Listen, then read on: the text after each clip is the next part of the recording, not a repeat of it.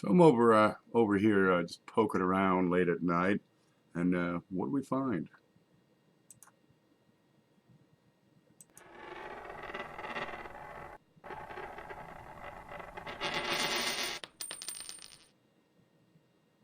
There we go. Just throwing this together real quick. Let's set up the cameras because I've been eating turkey half the day and napping the rest. Yeah, my turkey comas wore out. Let's see, where's the screen? There it is. Okay, so I'm over at where is it here? There. I'm over at PCGS trying to discover the recent auction values on some of these coins. And I seem to have screwed this up. Let me find the page. Here's one. 1983 deep cameo proof. Because I got a few of these deep cameo proofs lying around in PCGS slabs. Wow, how'd you get a 69 deep cam with that? Oh, that's a 70? Would you give that a 70? All right, but I'm looking down here at their auction records. And you got HA, which are heritage auctions. You got GC, which is great collections. Right, GCHA. That's kind of neat. That's all they have. And I'm looking at some other coins and seeing what they have. Okay, well, on the bigger coins, yeah, that's going to be, the big auction houses, Superior Galleries, or perhaps Stack's Bowers. But something a little more mundane, like a modern proof Lincoln cent, right? In proof 69, proof 70. Here's a 69 over here. Actually looks better than the 70. These things trade on eBay all the time, right? They go for a few bucks, 8 to 12. Sure. The 70s are a little bit better. But I purchased some of these on eBay within the past 2 years. And their price, this goes to 814, 812 for the NGC. Went over NGC and poked around, and let's see what they got and do a search. And you got listings from Teletrade, Heritage, right? Let's see what else you got in there. Some more recent ones. Heritage. Great collections. Heritage. Wait a minute. What's missing here? Where are the eBay auction records? They're totally missing. Now, recently, NGC coupled up with eBay. I wonder if I can pull up eBay. Let's see. Here's eBay.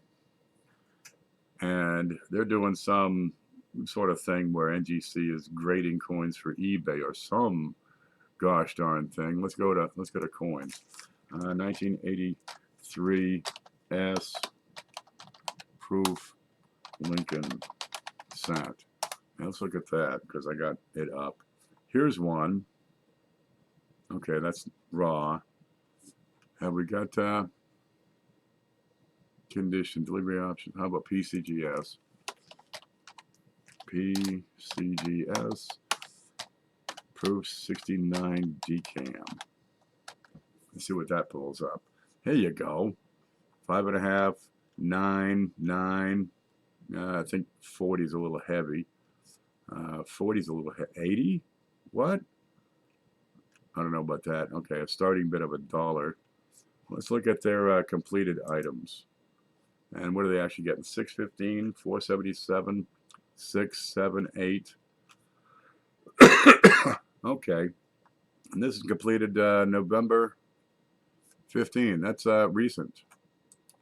What is that, 2 weeks ago? It's 2 weeks ago. Let's pull that up. Yeah, November 15, 2009. No, 19. 6 o'clock at night. 850 was the bid on this one. Okay. Well, why ain't that over on the PCGS site? How come it's not listed in here? Where did the eBay listings, the eBay auction records go? Is this something to do with NGC doing its thing, partnering with eBay?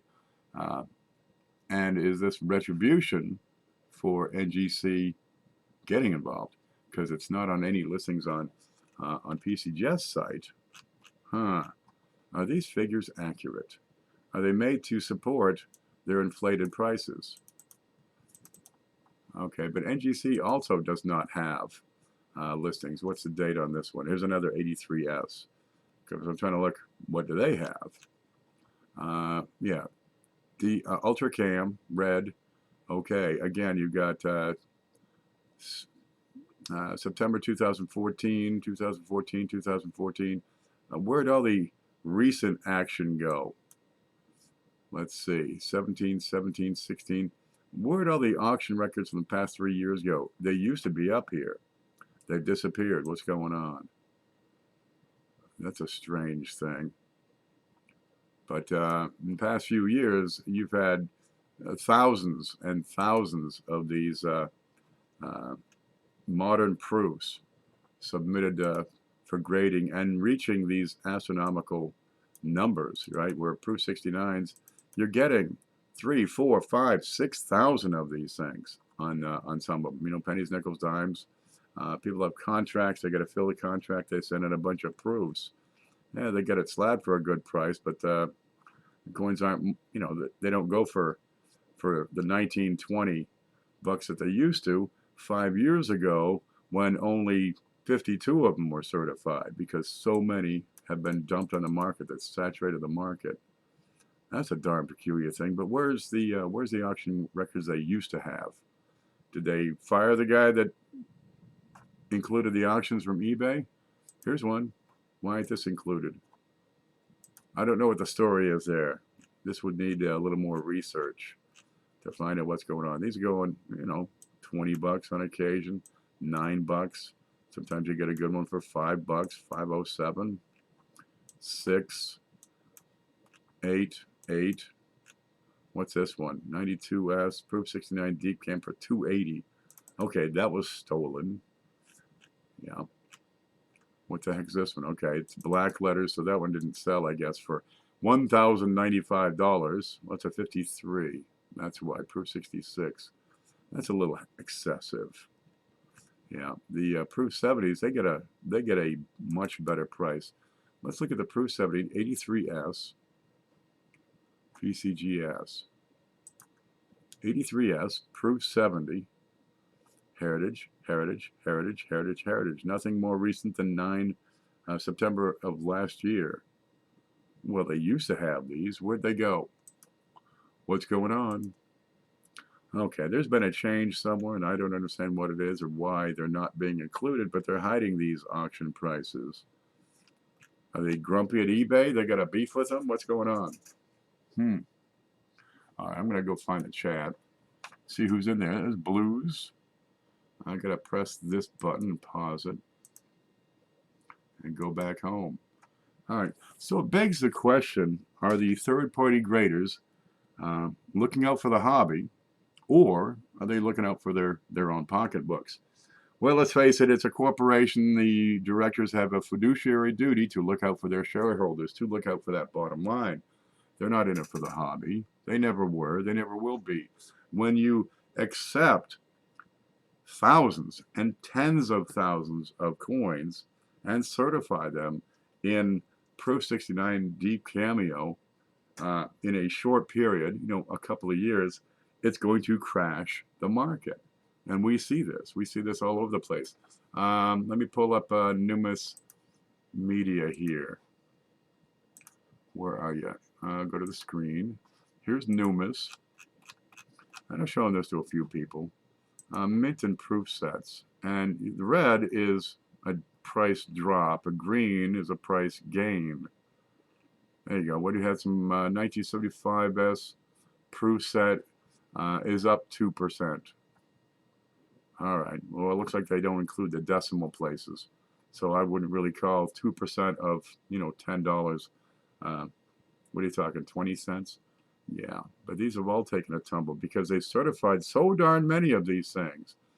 Let's see, 92 proof set is up $1. Okay, everything else is down $1. Dollar, dollar, dollar, dollar. 94 mint set, it's up $1. Everything else is down $1, $1, $5 on an $80 set. Well, they're not looking out for the hobby. We know that. We know they're looking out for themselves, but I don't know why they would all of a sudden choose to remove or marginalize these eBay listings. That's a darn peculiar thing. I'd have to look at that and see what's going on. Ain't that something? Tiny's here. I heard it wasn't worth them keeping up with them anymore. Well, they had the figures. That's a thing, right? They had the listings in here. But when you have 3,342 of these coins hit the market all at once, I mean, in a short period, it's going to crash the numbers. And, you know, here's the evidence. It's not just the numbers on the individuals, but on the proof sets themselves. Geez, well, of course, it is a mint product, and they rarely hold their value. But I'm trying to see why they don't have listings here, because it's not a human that keeps up with this. It's a computer algorithm that hunts these listings down. I've picked up stuff on eBay, right? Old bust halves, for example. I picked one up. It was certified. Went over to PCGS like 2 days later, and there I will see in that column a reference to my purchase, right? You can click on these. It'll take you right to the listing. Here you go. Here's one from Great Collections. This coin sold for $4, which is $9 with a buyer's fee. Wow. Yeah, it costs you an extra $5 there. What do they get that listed? They have it listed as $9 for the sale. Wow, that's particularly aggravating. There's a lot of homework you got to do just to decipher these listings, these auction records. What? So it's really $4, but $5 more for a fee. Yeah, all right. So I've been poking around here because I'm also trying to gather some data for another video I got to make. But I came across this where there's no listings from PCGS anywhere. Haven't found them anywhere. I'm sorry, there aren't any listings from eBay in the auction records. Darn peculiar. Something's afoot for sure. We'll go back here and look at this stuff just for fun. Maybe the prices are not there because it shows the coin going for way less and will hurt the submission counts. Well, they got the population of what they've certified, but you're right. They do charge a percentage. Where's the screen? We'll go up here, go back to eBay. Nope, not eBay. PCGS. Yes, they do charge a percentage of the value of the coin, and of course they value it, and that covers their insurance demands and such. What do they get? 2%. So it really doesn't matter on these $20 items. You get into the MS70s over here. Let's see if we can see that. I might have to slide it over. You get into the MS70s, yeah, 2% now starts to be, you know, $16, $15. So you're paying 15 or $17 for a modern coin, right? Plus the valuation. It costs you $30 to certify one of those. Yep. I was looking at SVDB earlier. I wonder if that's still up here. Well, I can pull it up. Here it comes. Let me grab some coffee because I was doing a little bit of research on SVDB, and that's what got me started. Was wait a minute, there's no eBay prices on any of these 1909 SVDBs, right? Let me click here. 1909 SVDB, full red, and if you need to know, the top specimen is die 4. There it is, VDB, right? You've got the shallow end, 1909, that's the die number 4 right there. Okay, but in here I said, wait a minute, there's no eBay listings. I know these things sell on eBay, you know, MS63, red, sure, that would be on there. Why would these not be listed? Okay, so let's go to eBay. Here you go. Let's pull up. Oh, let's make this 1909 SVDB. And we don't, it's not proof. Lincoln Cent, PCGS. And what do you like? MS63? 63 red. Got any? Here's a 1909. No exact matches. Okay, that's completed listings. Okay, let's take off the grade and do a search. 1909 VDB, PCGS, MS65 RAD. Green, that's the sell price, 54.36. This is November 2019. All right, PCGS. What was the grade on that? 65? No auction. Are we on red? No, this is the wrong one. What do we got here? Okay, VDB as red. Yep, MS65, which is this column over here on the right. And they don't have an auction record. Well, this would not be a minor coin. This would not be a $10 modern proof. Why is this record not recorded? It would have been. These were not very long ago. PCGS MS65 red. There it is. Sold. 54.36. What's it look like? Oh, there's a beater, huh? Oh man, you barely check. You can barely verify that it's authentic. Here it is. Pretty little penny. Also a die 4. Okay, this is an early die state. It doesn't have the die chip and the B in Liberty. But the mint mark position's right. I can't make out the die gouge in front of the nose in that field. Shallow end. Okay, this looks right. Yeah. $5,400. Holy cow. But it's not recorded here. Huh. I guess they had a fight. I guess they just didn't get along or something. But eBay listings are no longer recorded by PCGS that I can find, even on significant sales. You got 919 surviving specimens in MS65. Red. Yeah, they ought to record that sort of thing. Well, your top pop is MS67 red. They've certified 15 of them, and the auction prices range from $50,000 to $70,000. Well, that's a delight. So check this out. If you're paying 2% of the value of $65,000, let's pull this out clear. 65,000 times 0.02, 1,300 bucks plus what is it? It's 19 or 25 bucks to certify the coin to begin with. That's $1,325 it would cost to certify an MS67. Well, if you had a 66 plus and you got 26 of them to pick from, if you could examine all 26 of those, could you find one that should get that extra half a point? Because now you're taking a $20,000 purchase. Let's see, 17, 17, 17. Yeah, you're taking this guy got a steal. What was wrong with that for 11,000? We better look at that.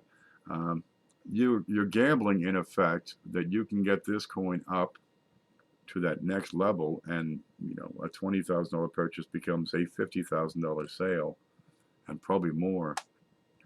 But you risk with each submission 1,300 bucks. Okay, so I got let's say I've got 61,000. I'm going to subtract, let's call it 19,500 equals $41,000 difference. So I'm going to divide that by 1,350, the cost of certification, and we come up with this: 1 in 30. If I can get that coin run through their system 30 times and they're off once, I should be able to get a 66 plus up to 67. And there's people that have done this. There's a Mercury dime story somewhere where a guy recertified this Mercury dime like 24 times and got that extra half a grade, and now it's a $75,000 coin or some darn enormous thing. But 1 in 30, well, that's a 3% accuracy.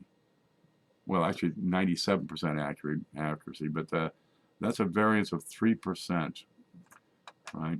That's how many times you'd have to send the thing in. And if they change their mind 3% of the time, you can make money buying a 66 plus and selling it at 67. And yeah, it's actually higher than this, because if a guy sent a coin in 24 times, let me clear that, 24 flip, then there's a 4% chance of getting an upgrade. Yeah, it was probably a particularly nice coin. Well, this is the standard range. If they're only able to verify that coin one time or 23 times out of 24, how accurate is that? Is that accurate enough for the demands of the hobby? Because really, it becomes a numbers game. If the cost of certification times 25 is less than the difference between one grade and the next grade up, it pays you just to send it back in.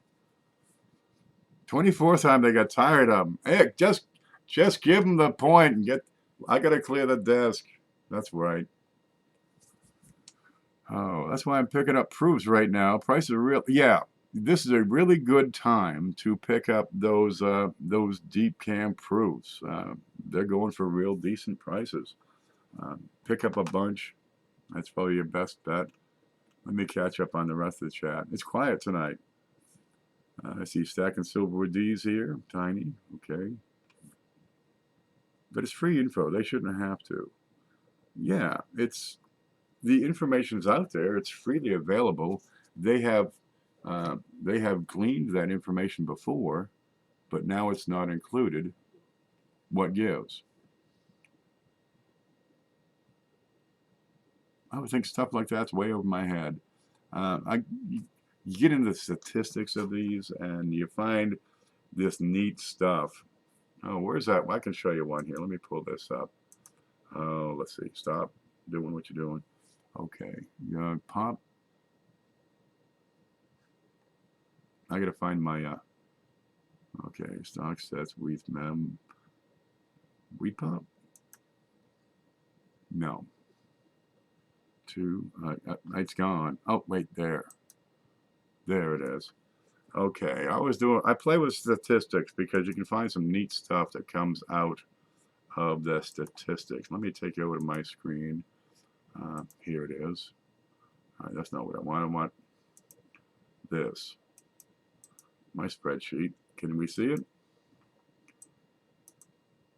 Okay, so I'm trying to decide what's the relation in price on good, right, for various dates and compared to their rarity, because I would expect that as the rarity of a coin goes down, the good price should go up, and there should be a pattern emerging. And I try to make graphs and stuff out of all this stuff, so I can see when there's a data point that's just skewed, when it's this doesn't fit. There's something out of the pattern. Let's see. Let's do a bar graph. Let's see if that's going to do me. Data point 1, date series, value 440,000. What's that? What's that one pointing out? Okay, that's the SVDB. Okay, that's too much information on that graph. This function coming. Okay, get out. Stop. Let me kill that. Okay, good price. I took S over G, which was the surviving population, simply divided by G. Should I get a funny little answer? Let me just graph that for you. Excuse me. Okay, and do you have anything that's out of place, out of order? And yeah, I got that one, the second data point. Data point 2, value 7, value 2, where is it? Well, something's wrong with this graph.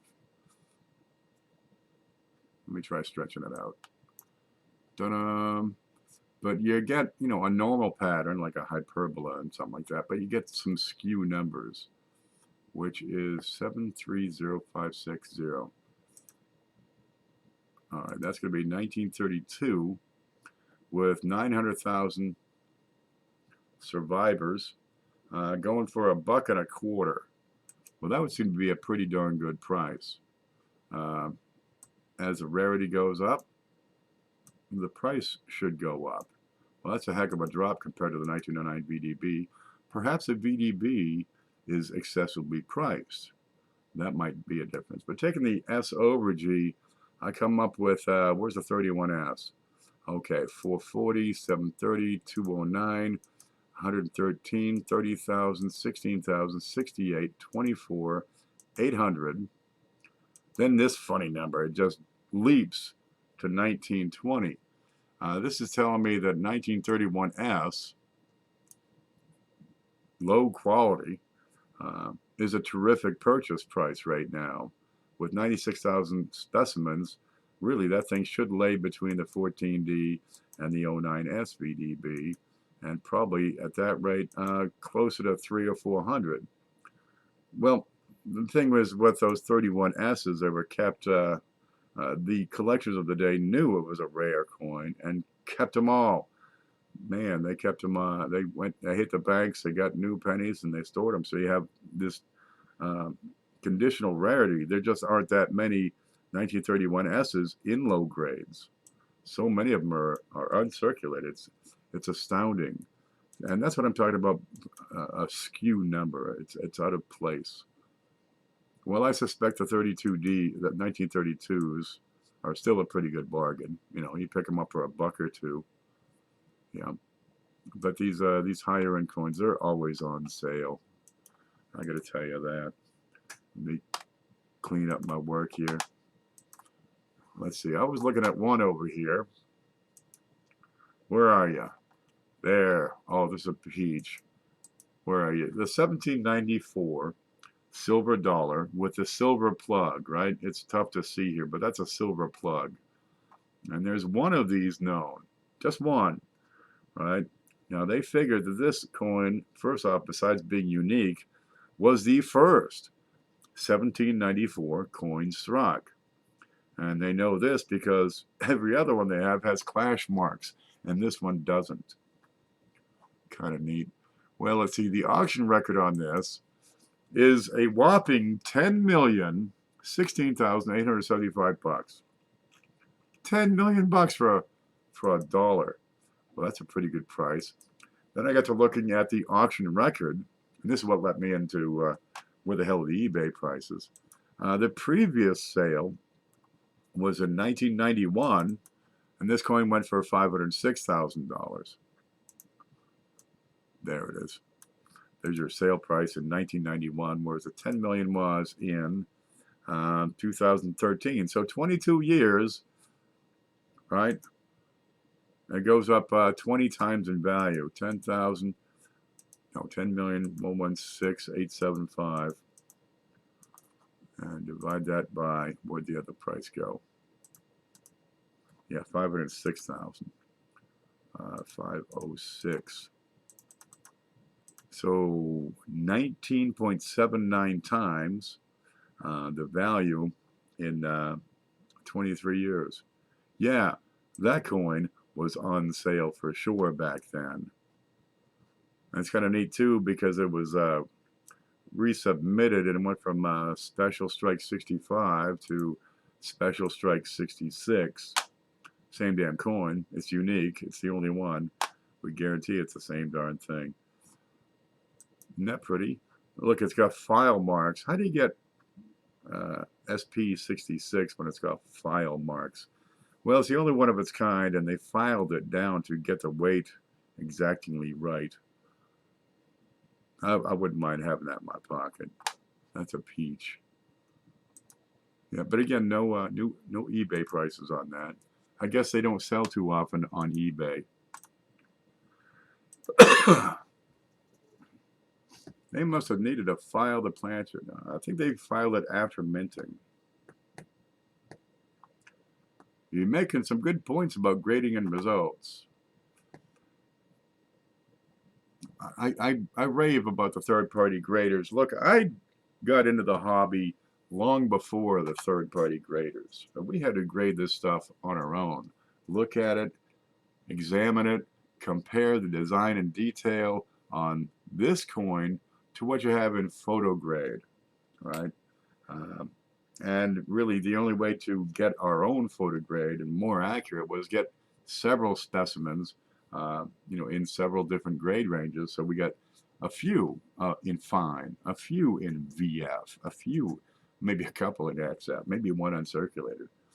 That's how we had to do it because we didn't have uh, third-party grading. That came around in the mid '80s, and well, back then the only coins that were being certified were these, $100,000 coins because it was a new thing, rather untested. The whole idea was so they could, sell the coins sight unseen.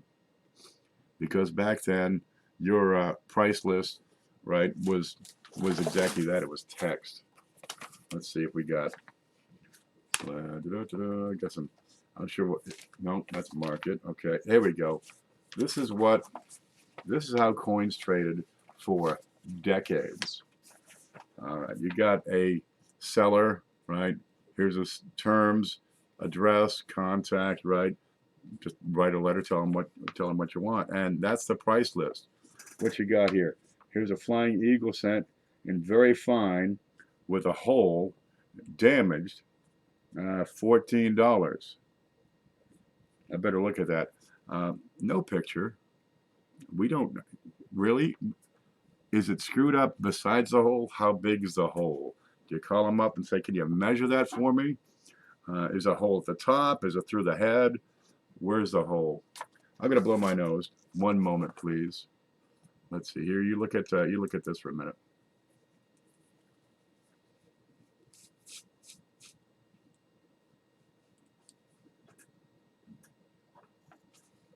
There we go. To this day, we still have lots and lots of coin companies, coin dealers that still put up their coins in just a simple list. Let's see what you got here. 1865, Fancy 5. So this would be, I imagine it'd be a 2-center. Let's see, I lost that listing. Fancy 5, fine, light color, $16.95. That's a listing.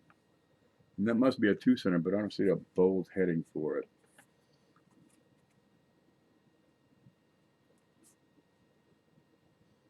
No, that's an Indian penny. That's an Indian cent. Yeah. That's why the need for these third-party graders. Hey, man, we will inspect your coin impartially and assign a grade. Of course, their standards were a little looser back then. They weren't quite as refined as they are now, 35, 40 years later. But over time, the top dollar coins, yeah, they got certified, right? All those shiny Morgans, all the old bust dollars, the bust halves, it kept creeping down from more expensive coins into, lesser expensive coins. And the idea is a diminishing returns. At some point, they've certified all the coins that are going to be certified. And now you're down into contracts whereby folks can get a really good price. And it probably costs them, $10, $12 to certify, massive numbers of coins. I don't have the details on that, but it's probably better than the $17 they charge the rest of us. Geez, you're going to send in, 50,000 coins? Yeah, we'll get you a good price. Keeps the staff employed. Works out great. But over time, yeah, it went from the high dollar coins to moderate dollar coins to, a few hundred. Now they're sending in coins that are worth $50, $60, and barely able to, sell that coin and recover the cost of certification.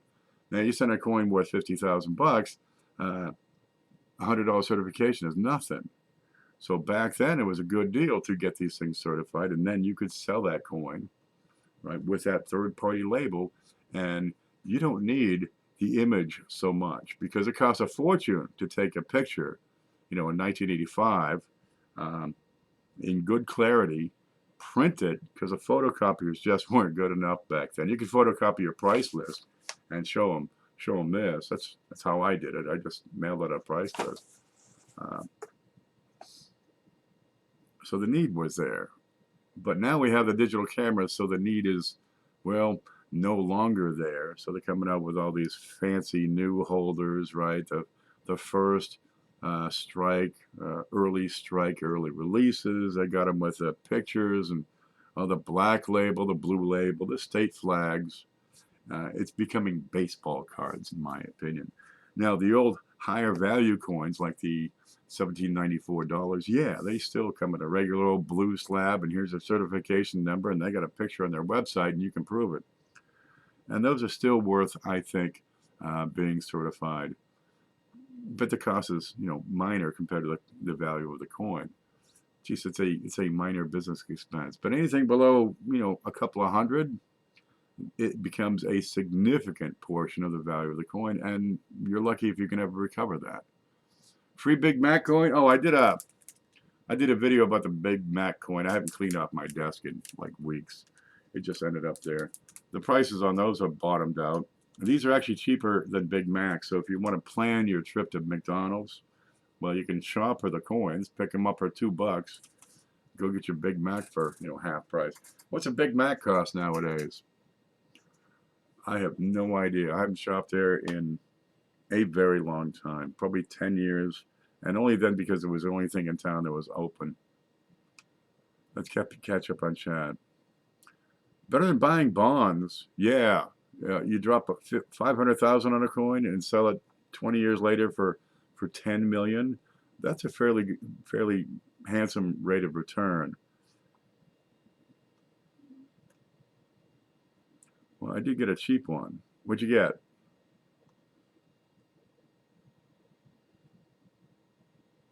Yeah, that's a pocket coin. With the standard of grading when it first started to now, would you think coins are being graded higher now? I think there are higher standards. There are tighter standards. You got people with more experience, first off. Back then, yeah, they could take somebody with some coin experience in a shop and say, yeah, we could use you, and let's get some sort of training. But they're making it up as they go. And since then, of course, with 30 years of experience, it's working a lot better. And a lot of people have been going to these old slabs, the green labels, the rattlers, the ones with the dot matrix printing on the PCGS slab, and resubmitting those, and oftentimes getting a full point higher in grade. And on some of these coins, that could be hundreds of dollars. It's well worth it to resubmit it sometimes. But still, you got to have the experience to be able to judge for yourself. Is this coin better grade than what's written on the label? And your experience has to count on that. It all depends on the grade of the coin.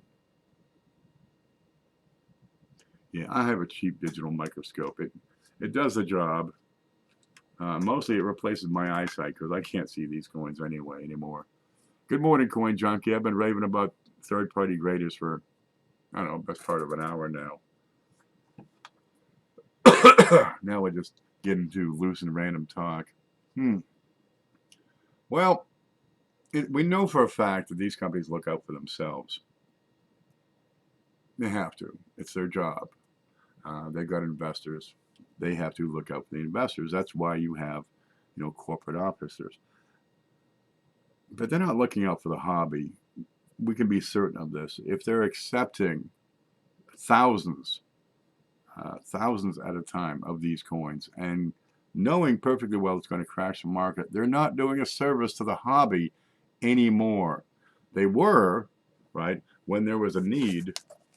But where's the need to certify 3,000, 4,000, 5,000 1983 S-proof cents?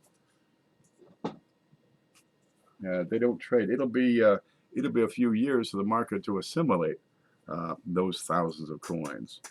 Yeah, people will collect them, but a lot of people are picking them up just to speculate. Well, because the price is a whole lot lower than it was 5 years ago. Geez, it's half or third or even less sometimes. Art's here. I put coins on hold for a few days and been doing state tax tokens. Is there any good info out there or books other than my tax token and stamp book that you know of for writing errors? Okay, for writing errors on tax tokens? There's a niche that needs to be filled. Let's go to the screen.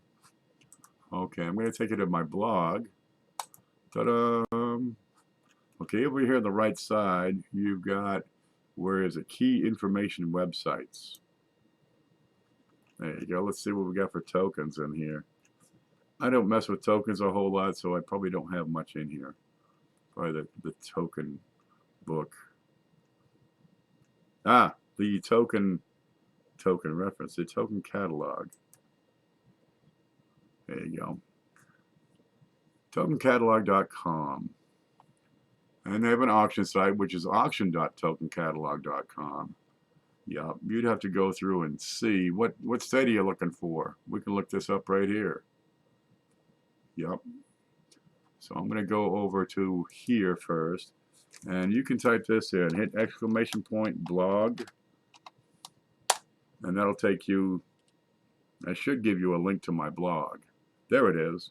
And from there, once you find that, you can get over to the right side and click on the key information websites, and that'll give you this page. So what date, no, what year, what American Samoa has tax tokens? Yeah, where's the state of production? Blog, yeah, that works. And true, something I think about right. I believe the service is the conservation and standardization tracking method. The numbers in the holder, that works out pretty well. I mean, they do give each coin a unique identifying number, which is pretty handy. And they do authenticate the coin. If it's not genuine, they've got ways to figure that out. I know a fellow just went through almost 600 silver eagles, testing them all for silver. A late 30s Arizona tax token. And he found about 20 that were, not genuine. Okay. Where are your tokens? Arizona. Where's Arizona? Oh, there it is. They get 8,216 listings. I clicked it, nothing happened. Try this. Oh, it did happen. It just took forever. Okay, what do you got here? Are these counties? I don't deal with tokens. Yeah, these are counties. Cochise County, Maricopa. Good for one bottle. Oh, better get that. Might be good for now. Good for one well drink.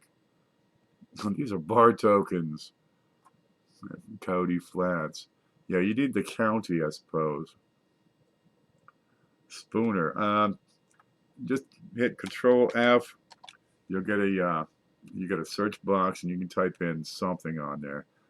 You should be able to type in the text, and that should take you to a listing or a similar listing.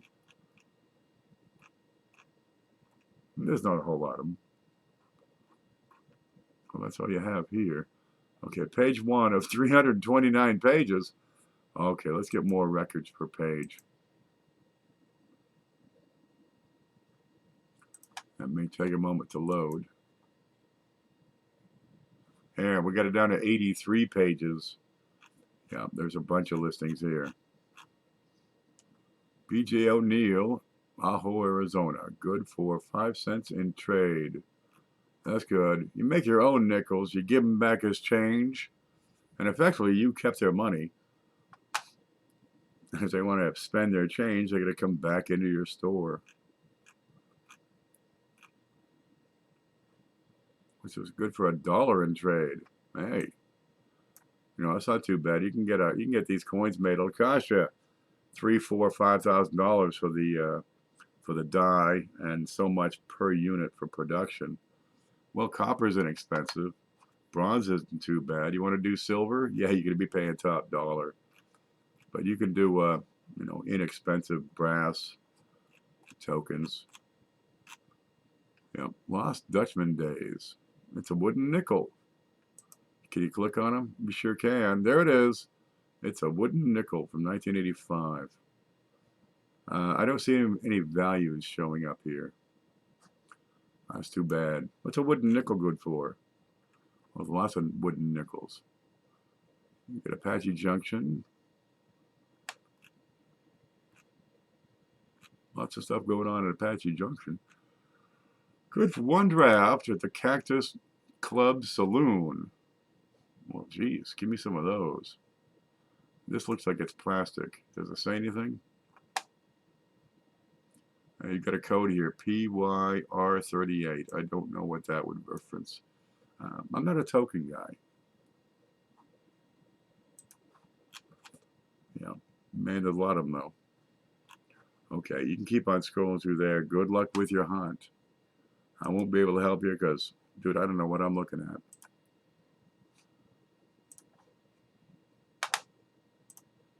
And there's home. Morning, Art. Late 30s Arizona tax. I know nothing about tax tokens. You know more than I do. Already. Or at least as much. All right. Well, I got nothing better going on because I did go to my brother's house. There's no escaping it. They bought the turkey, or somebody gave them a turkey. It came from a company called Nettles. They make a pretty good sausage. So it was a smoked turkey, a commercial product. It's okay. I got the carcass. I'm going to make some soup. They had some sort of a green salad mix. I'm not sure what it was. They call it something down south, but I couldn't eat it. It had nuts in it. I can't do nuts. Here's a scope. All right, so I found a bag over here. After I woke from my turkey coma, I looked down and here's a bag of pennies, and there's nothing written. There's no note. I don't know what this is. So I figure I'd barge about the third-party graders no longer including eBay figures on their websites. And after that, I'm just going to go through pennies for a while. It keeps me busy. Taxtoken.org is a good site, but hasn't been updated for a while. All right, let me get that site written down here. Let's see, screen. We come over here. I'm gonna move aside. Taxtoken.org. Sales tax token collector's homepage. 2003 is the date on there. It's a copyright. What are sales tax tokens? Here's a story. Timelines. Can we get a closer up of that? State issued tax tokens. 12 states have issued tax tokens, it looks like. Some for decades. 35 to 61. Mostly they panned out around 1950, 51. Alabama, Arizona, California, Illinois. You get Arizona, late 30s. Well, that bodes well. They were producing 37 to, well, later, 54, but 30s, you only got 3-4 dates in there for the 30s. Well, that might help you. How do I kill this? Let me look. I hit this button. That'll take me back. You get links. Token of Metal Society, Society of Ration Tokens, ANA, State Revenue Society, United States Mint. Okay, this is just a listing of sites, but Token of Metal Society, Society of Ration Token Collectors, Civil War Token Society. Yeah, I'll bookmark a couple of these, I suppose.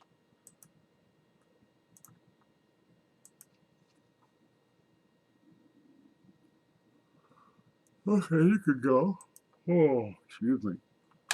It's almost 5 in the morning. I probably could use a nap. Civil War Token Society, established 1967. Copyright 2016. Okay, also not updated in a while. Matthew Bowers, webmaster. Who's operating this? Photos look pretty good.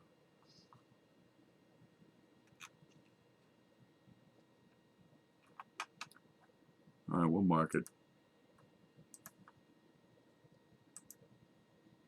We'll mark that one already.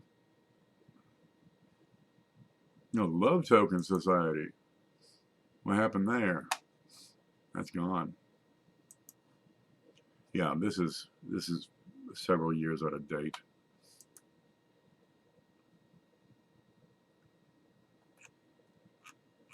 Lots of listings in there. See, Arizona. Where'd you go?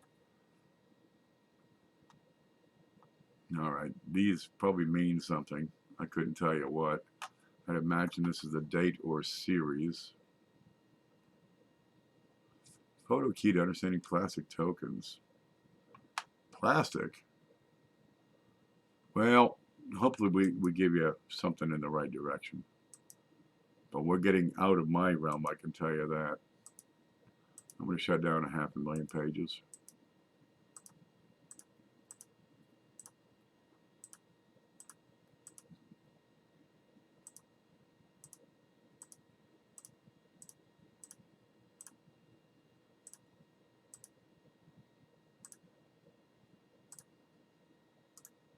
There, caught up.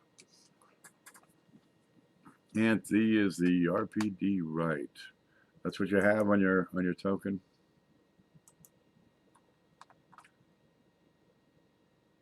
Does anyone have a picture of an 1865 3-cent FS303?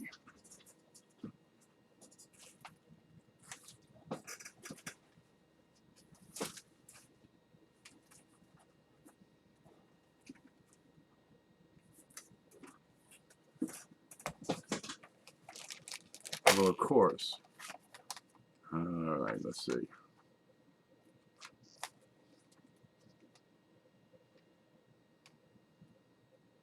Right there, misplaced date. Look between the 6 and the 5, right down towards the dentals. This image, okay, there we go. Let's see if we can get that to focus.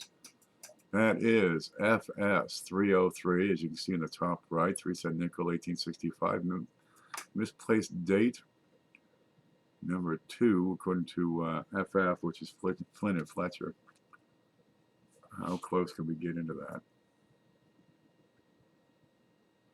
Let me pull up Flynn. Okay, what did I say? Misplaced date and identicals below the date. Description. The top of what is believed to be a secondary 5 is visible within the denticles below the 6. There are other 1865 dies with similar misplaced dates. This variety has proven to be one of the most difficult of all nickel 3-cent varieties to locate. It was first reported to us in early 1989 and has a fairly handsome premium, especially AU and higher. Okay. FS MPD2. Where's that book? I can learn to put these books away. That one's brown, I think, right?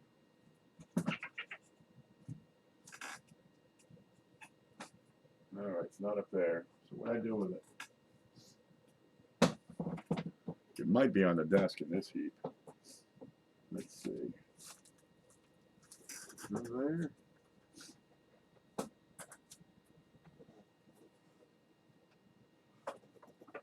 It might be in here. This is going to be dangerous.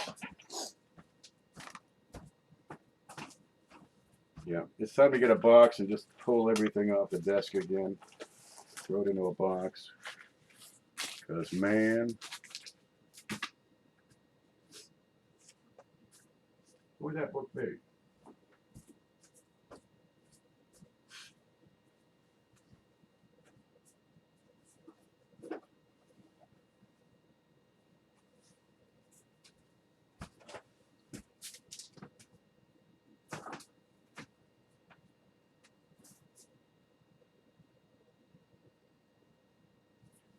Could be on this desk.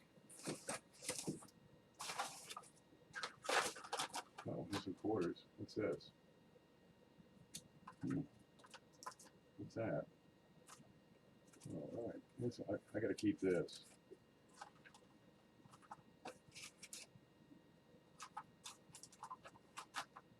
Okay, I won't be able to pull that out here easily.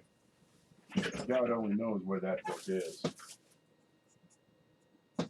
Because I sure as hell don't. Yep.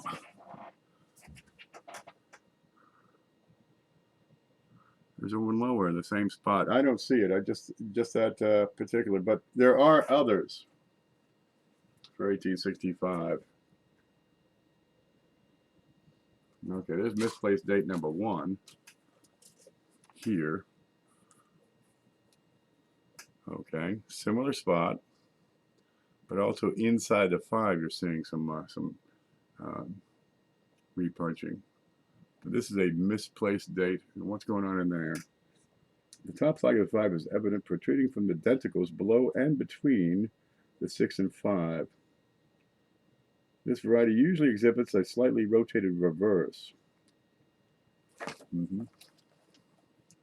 That's the only ones that they show in here. That's 301, 1865. That's repunch date. All right. Yeah, the other book is what you need, I think. But I'm not going to find that. God only knows where that has run off to. Okay. I got nothing for you. Found in 1897, VAM 6 Morgan. Not a huge premium, but was hoping with time and interest it would grow. What do you think? Give it time. We are just in the very entry, the entry point of these dye varieties. A lot of work has been done, but there's a whole lot more to do. And people are just catching on to it because the information was not particularly well disseminated, especially in the 80s. You had like one book. The 90s, you started with a Cherry Picker's Guide. Those books are few and far between. Yeah, they publish thousands of them, but they end up on people's shelves and don't move. After J.T. Stanton passed away this past year, the value on those things has skyrocketed. Everybody wants a Cherry Picker's Guide. And the incentive, when you can get $200 or more for each volume, yeah, that's pulling some off the shelf. But the people getting them, they're not letting go of them. But the internet, you've got a handful of websites that are starting to get this information up online and make it available to people. But still, if you don't know what you're looking for or how to identify it correctly, you're not going to find anything. And misplaced dates, there aren't that many people that know that these things even exist. I mean, you got millions of people in the hobby, and they're still trying to get, a steel penny to put in their collection. Misplaced dates, you figure those are an advanced level. Surface corrosion isn't going to help it, but some of these, where'd that penny I just had go? Some of these are so few and far between. Yeah, they will do something. Scope. There. What's this one? Is this it? That's not it. Where'd that one I had go? It was here recently. Get this out of the way. There it is. Okay. I picked this up earlier this week. I was real happy with it. Let's look at that. And you'll see this if I zoom in. 1911S, and it's a repunched mint mark number 1. Yeah, certified examples, less than 50. How many of these have survived? How many are out there to be found? Just this sort of thing. The VAMs, Lincoln cents, Morgan dollars, then Buffalo nickels. These are your top collected items, and they would be the ones that would start to see the fastest growth in the premiums on these dye varieties. So the VAM, yeah, give it time. You got a lot of things happening right now with dye varieties. I see CFA putting up a VAM every day for 100 days, and he's got a pretty sizable channel, and he's getting some reach. I'd love to go back in a year or two and see what kind of views his series of videos about VAMs, how many views he's getting, how much impact that's having on producing awareness about these things. Just waiting until there's a top 100 sand. Gosh, top 100 Lincoln Sands would be 3% of the total listing so far. It's a lot. I like the early RPMs, like the 11S. I got both of the 11S RPMs now. Only one of the 1909S, and there's two of those. I got one out of three of the 10S RPMs. Yeah, I'm getting there. I got a couple of 25S's. There's only a couple more. The 12S RPM number one is next on my bucket list. But some of these are huge. I mean, they're separated by, vast amounts. The 10S is a good looker. I like that. That'll be on my top 100 list. But we're just at the entry point. We're just waking up the hobby to varieties, to RPMs, to all these wonderful additions to your collection. Just now waking up. It's got a long way to go. But between video, between Facebook groups, the standard database, yeah, a lot more is coming down the road. Just showing them what's out there. What? Repunched dates? What's that about? A lot of people think, the mint mark was repunched. Well, back before the Lincoln penny, all the dates and all the coins were punched in by hand, right? You got RPMs on coins going back, to when they started making the darn RPMs. When they start using mint marks on the D's and C's and CC's. There's over mint marks, over CC. They're wonderful things. Looks like, no wait. They're wonderful things. Give it time. It'll take several years for the hobby to really start to gain momentum. Honestly, we're seeing only the tip of the iceberg. I've got 3,000 subscribers on most on this channel. And I talk about varieties quite a lot. And honestly, there will be, if you come back in 5 years, there'll be 10,000 people collecting these varieties. Well, what happens when you go from, a few thousand collectors to an order of magnitude higher, and you've only got 50 certified examples of a 1911S, or maybe 100 known examples of a particular VAM? What's going to happen to the demand for those when the supply is never going to grow? That flat 9 throws me off on the early date wheats, but getting better at them now. Look at the tail. Right? Should be a nice, gentle taper. And sometimes it's just it's like a log. I want them all just going junky. I can't blame you. Get the early ones in particular. If you're going to pick up some repunch mint marks, pick up those early dates before 1930, right? Before 1935. Because they're going to be in more demand. The later dates, well, the production was just so much more, and the surviving rate is still a whole lot higher. You figure if you're losing 1% of your coins each year, how many fewer coins do you have from 1911 do you have compared to, say, 1951? It shrinks real quick, the population on these things. And, geez, if they don't know they're out there, they're not looking for them. They can be lost to time so darn easily. Just plain wore out. All right. I got this in the bag. Why is this in the bag? That's what I want to know. I might be a little zoomed in a little too much. That's a double die reverse. That's why. Okay, we get a little extra metal right over here. All right, I'm gonna need a holder. Yep. Oh, for those of you who have ordered flips from me, and they are scheduled to be in tomorrow.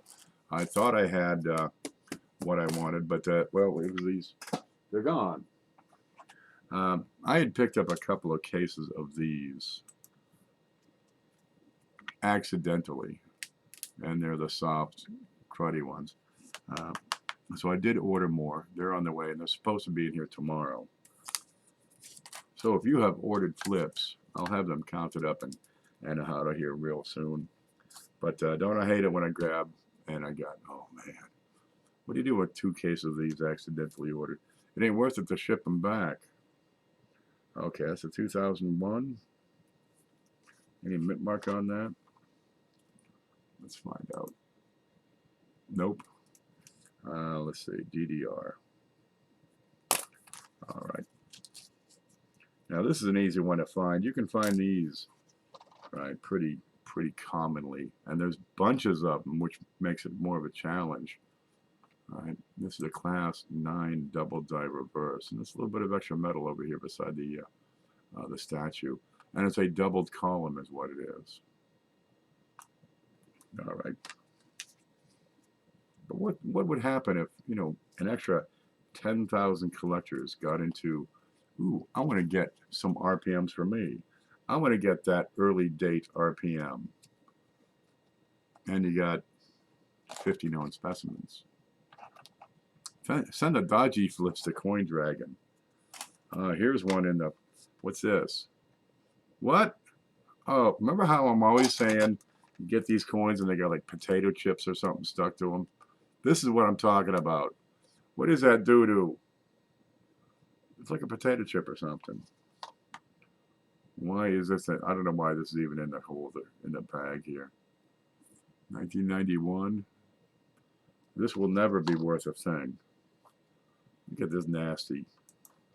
I suspect I was cleaning off the desk and just threw it in there.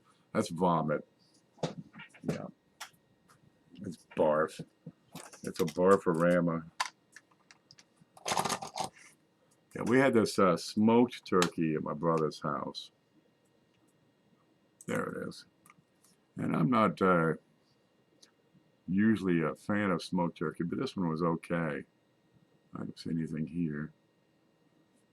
Well, I'm driving home, and I guess I'd eaten too much. You get the acid buildup, and well, I got little turkey bits all over the dashboard. I got to clean that up tomorrow.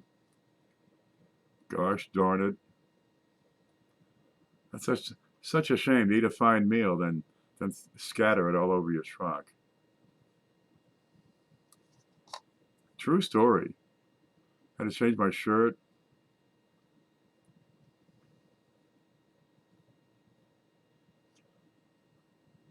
I called him up and said the worst things about his mother, but that kind of backfired. 2015. That's normal. It's a little ding on there. Any skulls? No. How about the back? We got your standard crack on the top of the shield. The feet look good. Nothing there. Sometimes you get a crack that goes to the bottoms of the letters, or the tops of the letters, but it's pretty minor. This looks right. See you later, Ralph. Yep, I'm gonna go home. 87. 87 was a fairly unremarkable year.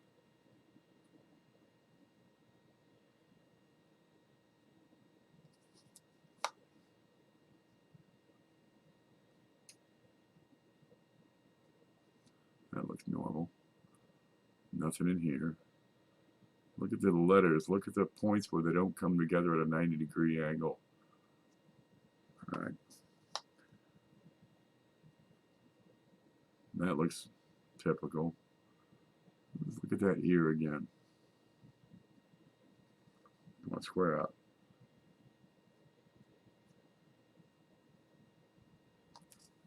I'm gonna grab the loop.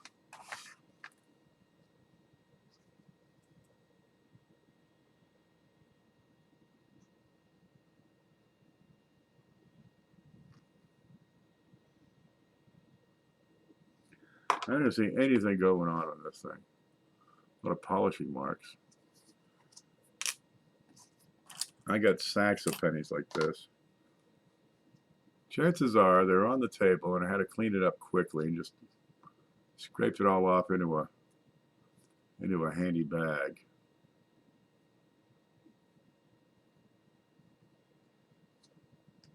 Because normally I'd have these sorted by date, and I'm getting several dates in here.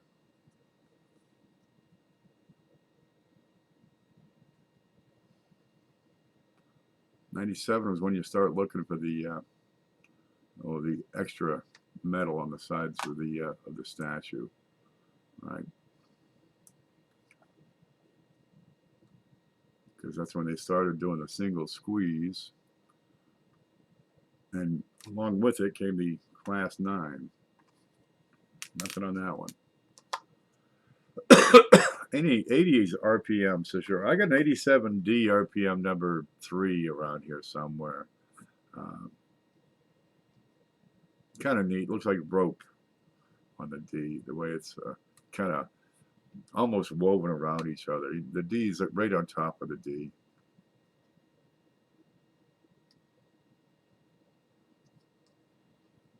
What's that? 92.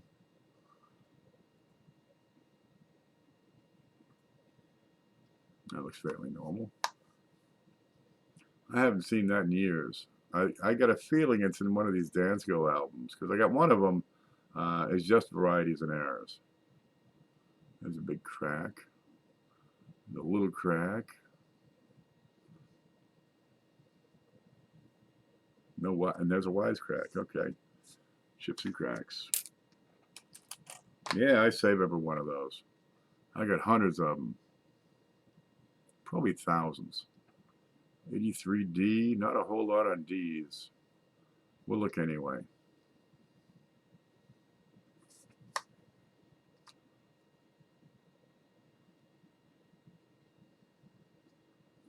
Wrong keyboard again. What are you typing on?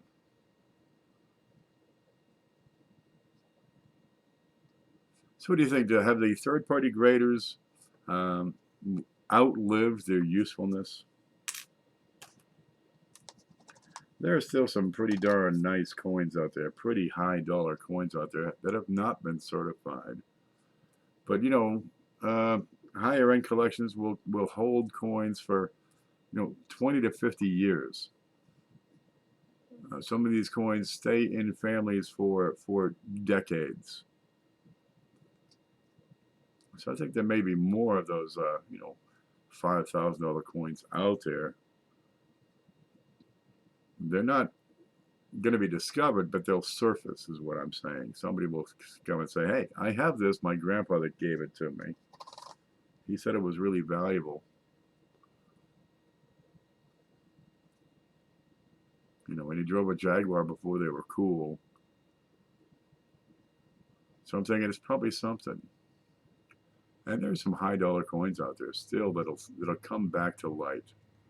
They've been buried in in a storage unit or a safe for decades. They've been, well, maybe not forgotten about, but ain't no reason to mess with it. Just leave it there another decade or so. Maybe you got a guy who's 85 years old. He'll give it a few more years before he takes that collection and breaks it up. Or maybe he's trying to spend some time with the kids and explain to them what the heck all these weird things are that he's got in a safe. And do they have an interest? A lot of collectors try to get their kids involved in the hobby. And it makes good sense, because now you can keep that coin in the family. You're able to pass on that collection, to the boy or girl. Or maybe if you don't have one, maybe a nephew or niece. And they can continue your work of building that complete set of Seated Liberty half dollars. There's a hell of a thing. I'm not saying anything there. And so now it's another 50 years before those coins, come into the public spotlight again. 1999. Used to be a great song back in the day. Remember Prince? And that is a close AM. 99, I want to look at Oh well, we're not gonna see anything in these bays. Those look normal. Oh, you got two computers going now. That'd be handy, but I'm out of room. I'd need like a shelf over here, so, and it would be some handy because I could have, like prices over on this one, or pictures, or watch a movie or some darn thing. Yeah, usually I go to my brother's house for Thanksgiving and end up watching a movie and falling asleep in his chair and snoring, and the kids come in and say, but they've grown up and moved out, so I got nobody to laugh at me anymore.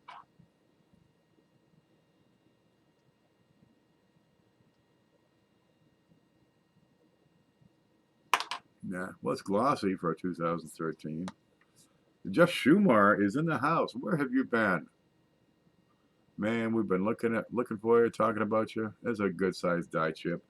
Uh, when I first noticed these on the shields, I would start to keep these die chips because I keep this kind of thing. And then, you know, they've been out there for a year or two, and I'm seeing more and more and more. Then I got 37 pounds. So, no, the die chip on the top of the shield, I don't keep those.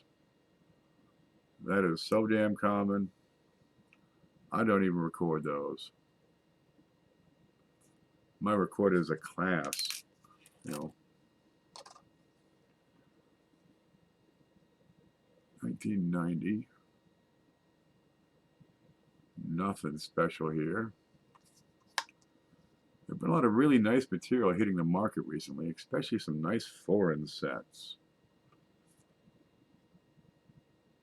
You can come up with a population of a series, of a date, of a mint mark, by watching the market for 5 years, and you're getting enough of a sampling that you could extrapolate how many are likely to be out there. That's how you come up with the surviving population.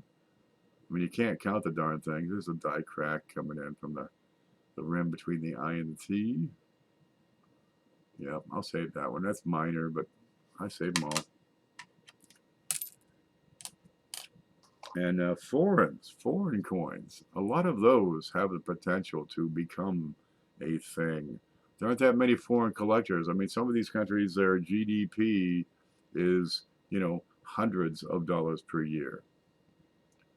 And there just aren't that many collectors of a national currency when everybody in that nation is dirt farming, dirt poor. And there's always somebody out there who's making good money, and they'll keep a couple of specimens. But there are plenty of rarities. I mean, real rare coins in these foreign uh, portfolios. Just you can get them for a song. I'm thinking Canadian large cents are terrifically undervalued. They should probably pick up. Really, what's the next after the U.S. coins? Canadian and Mexican coinage is the next logical step, right? If you're expanding your collection, because it's close, it's handy, they're easy to get. After that, British coins, any English language coin. You start doing French. A lot of people have no idea what they don't speak French. But there's more collectors in the U.S. than anywhere else. Great Britain has a lot. There's a double die reverse right there. Then, Germany has a lot of collectors.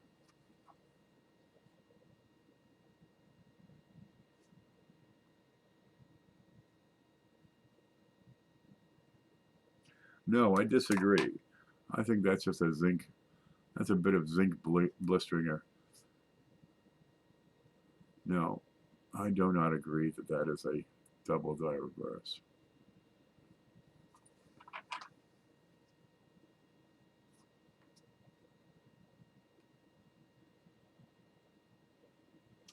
What's the date of that? 97?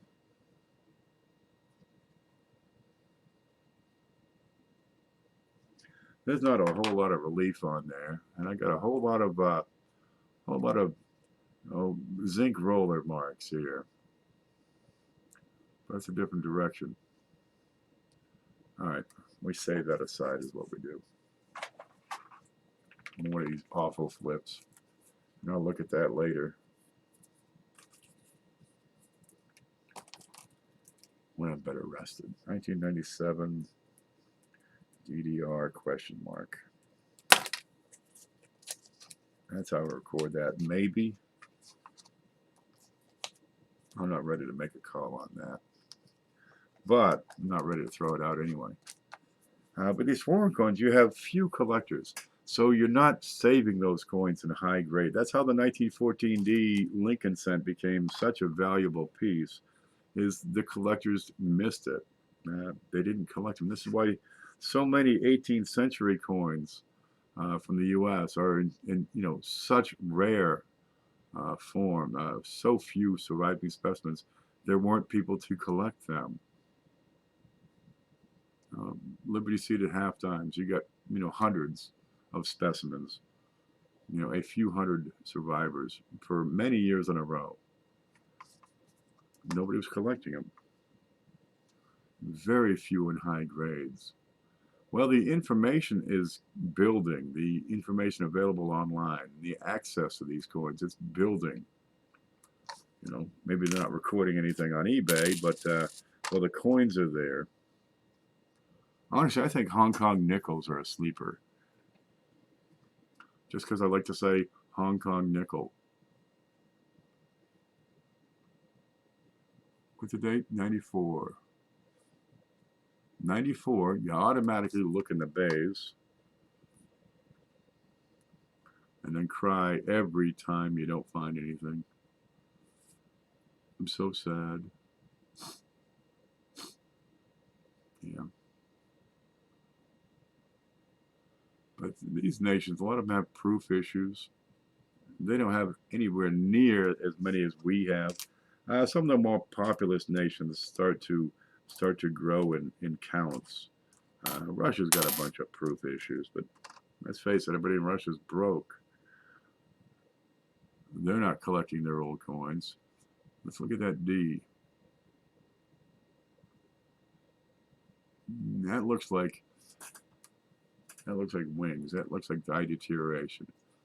See at the bottom, right down here, a little raised wave front, and up here in the same direction, pointing from the center of the coin outward. That strikes me as die deterioration. He's a little more in the bottom of the 9. Let's look over at the L. Sometimes you'll see it over here. Let's look up here. Yeah, a little worn. See little wings? See little horns on that? That's die wear. Die wear. Die wear. Tells me this is die wear. Okay, 1959. What's on the back of that? Oh, look, it's another 1959 mule. Oh, good. I'll put that with my other one. I think Russian coins are hot. Have you seen those Russian chicks? Ivana Humpalot. She was on the movie.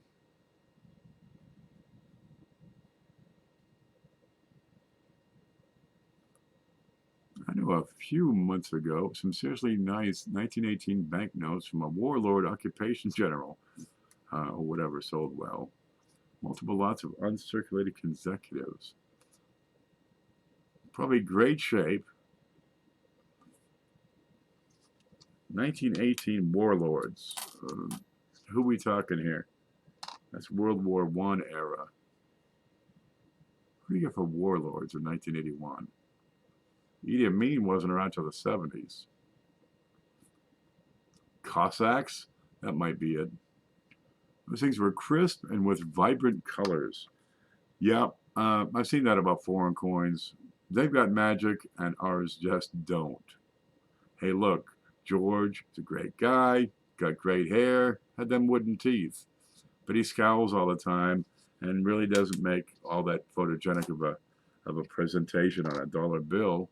And they all look the same. Some of these bills out there in the world are just, they're luscious. They're art. You get a common theme on the currency, a place or a person important to that particular nation. 1972. Okay, let's see. I'm going to look at the top of that too. See that little ledge inside the two? This has me thinking this is going to be master die doubling. I want to look right in here above the tail. I want to see, more meat, or perhaps at the end of the tail, a little split. Let's look over here. Alrighty. I'm not seeing the master die doubling here.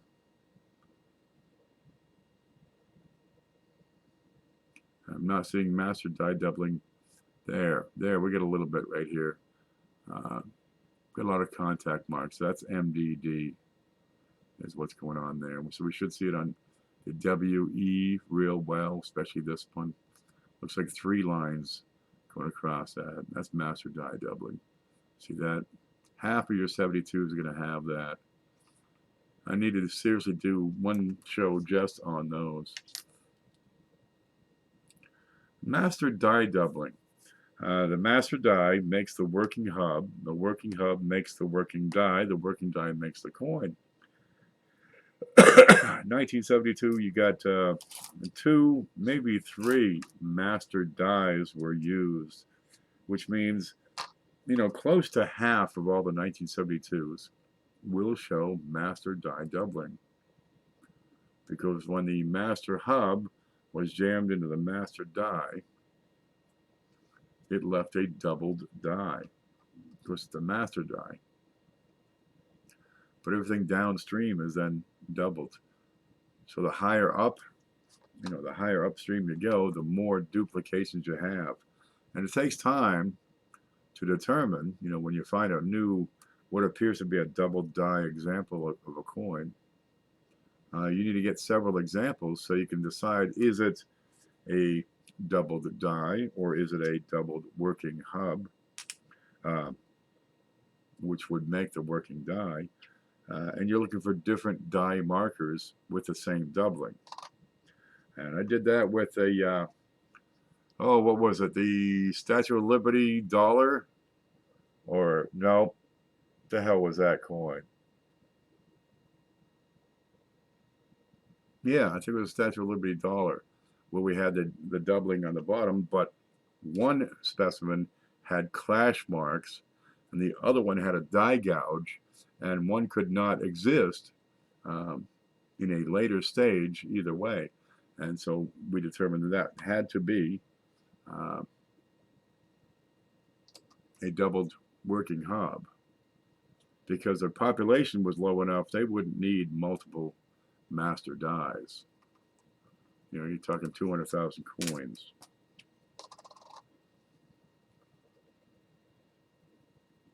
That's just crud. Yeah, there's a science and a form of reasoning that has to be employed. All too often people skip that part, and hope drives their conclusions. I know this is a double die. Dude, it's got a potato chip stuck to it. It's not a double die. Oh no, somebody I know, somebody in whom I have great faith, told me that this was a valuable coin, therefore it must be a double die. Okay, man, but that's a button. Hope and desperation drive a lot of bad decisions out there.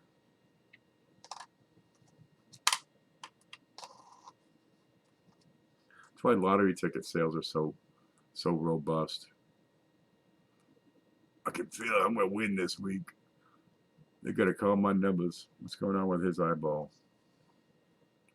I got a lot of scrapes on this coin.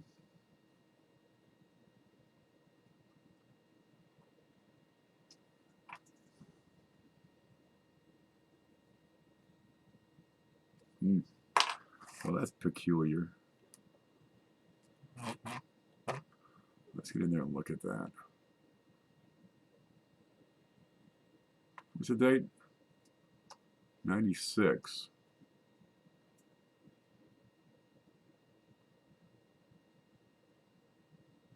Ear looks normal.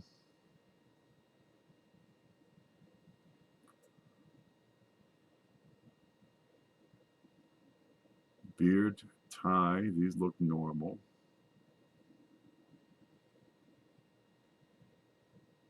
Hair looks normal. Okay, what is that right there? What's that vertical line? Where's that little loop? Look at this little one. It's really high power, but I can never find it when I need it. It'll show up at some point. All right, let's look at this.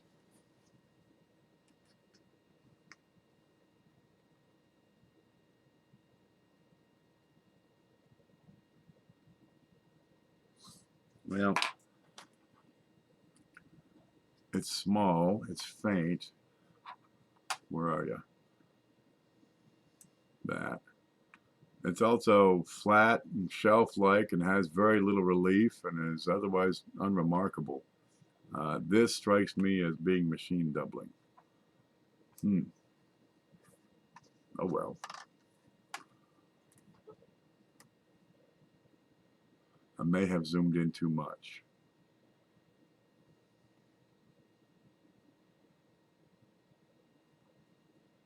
Look at the FG, look at the R, look at the C, look at the S, look at the U's. Yeah, nothing there. I think I'll zoom out a little more. So I would have a sack of mixed date coins. This had to be from a table cleanup job.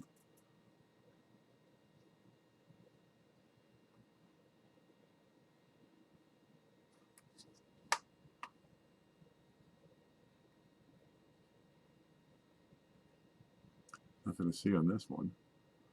2005 was a great date for these class 9s where you have the extra meat beside the statue. 4, 5, and 6 are great dates for those. 84D with some split copper.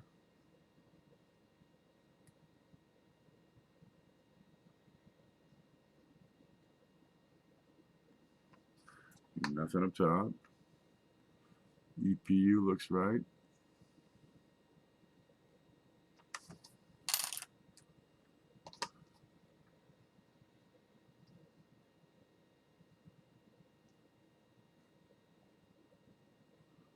'76 was a quiet year. 76D was a dead year.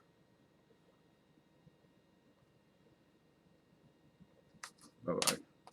All right, I've had enough. I'm going to clean up this desk and get rid of these. There we go. There. There's an extra 47 cents for groceries of the week, huh? That'll work.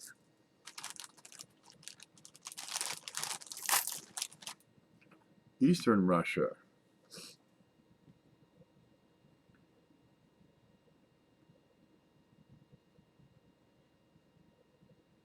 What's that city the Germans wiped out? Leningrad. I think that'd be Eastern Russia. Thereabouts. Okay, there. I spoke my mind about the third-party graders. I think their days are numbered as far as being useful. I honestly question anybody who says you should get that graded. I don't think they're well informed about it. I've never taken great stock in third-party grading as some guy would do for my coins. I can't justify the expense. All right. Well, we've got 13 people watching. It's 5:30 in the morning. I hope you guys had a great Thanksgiving. Stuffed your face, got heartburn, ate lots of pie. I think they needed more with the amount of counterfeits and conservation that's needed. Like counterfeits, yeah, they do certify them as genuine and authentic. That's all well and good, but I think most of the coins that would need to be certified have already been certified. you're getting into, lower value coins. And honestly, with the amount of information that can be conveyed with this, with the venue that we have nowadays, check it yourself. That makes sense to me. All right, guys, it's time for me to take a nap, so you stay groovy, okay?